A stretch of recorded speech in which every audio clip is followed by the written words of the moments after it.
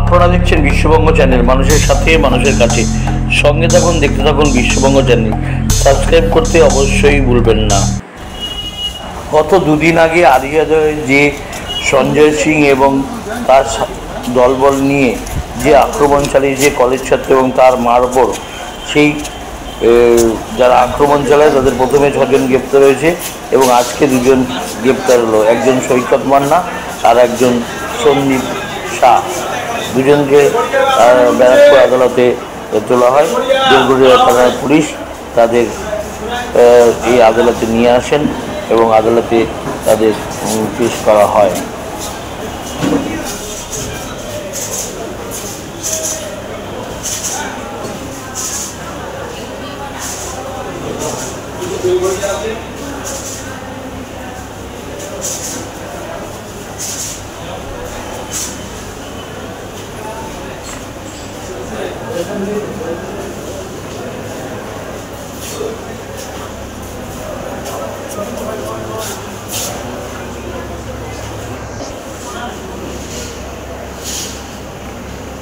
সৈকত মান্না কেনে? সন্দীপ চা। আমার নাম কি?